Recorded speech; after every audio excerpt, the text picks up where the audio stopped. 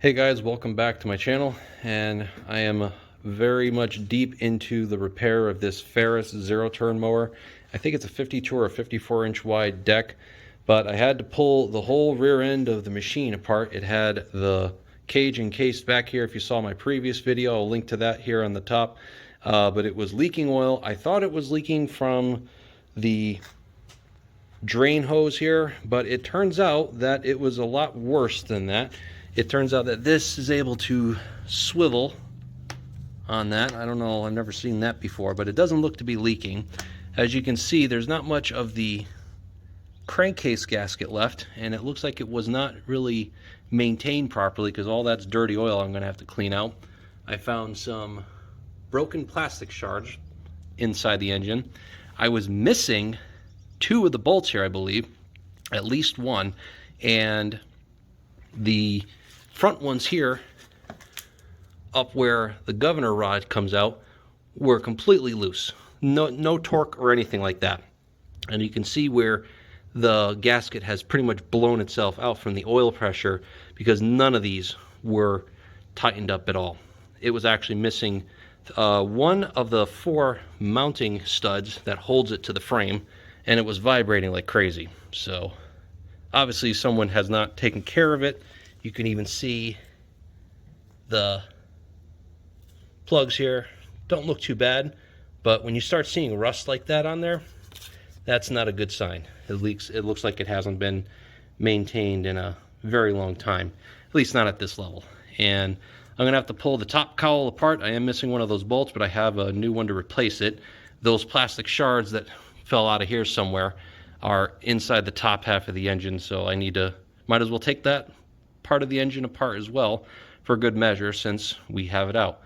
And hopefully after I get this cleaned up and the seal put back together, everything should be back to normal. The good thing is the timing marks are still in time. I don't see any other major issues going on inside other than it needing a major cleanup. I'm gonna have to take apart the oil pump here because you can see it's keyed in there, and there's really no way for me to get it on there properly without dropping that in from the bottom. So hopefully I won't have to replace the oil pump seal too, but if we have to, we have to. I at least got a new PTO seal and a new crankcase seal. Hopefully that should solve this guy's oil problem. Cleaning up and prepping, getting ready to put the new gasket on. Took the oil pump cover off, and it's a good thing that I did because look here. That screen was completely clogged with old gasket material. Definitely the engine was serviced before I got in here, and the crankcase gasket was not installed properly. And had this engine been allowed to run in this state, it would have likely starved for oil, and major engine damage would have occurred if we didn't go to this extreme. But it is what it is. Let's get it back together.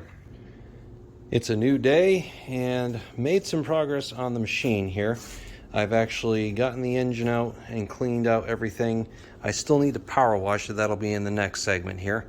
And what I wanted to show everyone on the latest update is I've cleaned up the sump case here and I put in the new seal. I also put in a new drain because this was spinning all around when you move it, and it was leaking from this joint here and also on the end here, no matter how tight you made it. Also put in a new end seal here. Had a special order that. Thankfully the oil pump seal was no problem. I see that we were having some exhaust leaking here. I just tightened that up. I think that should be okay.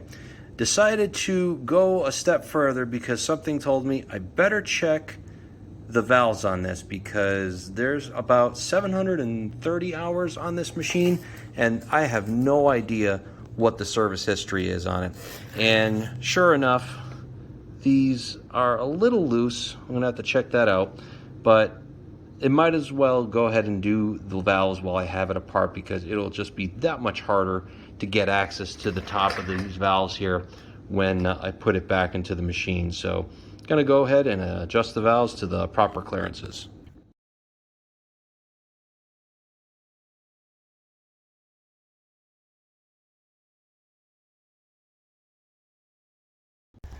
Hey guys, I'm just going to end the video here. The gentleman is picking up the machine. I can tell you that it runs just fine. Actually, mind if I go and start it up real quick so everyone sees it? A lot of work, but he was very happy.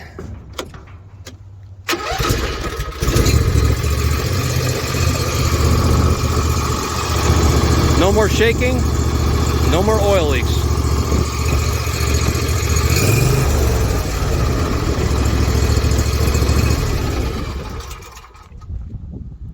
Till the next time, thanks for watching.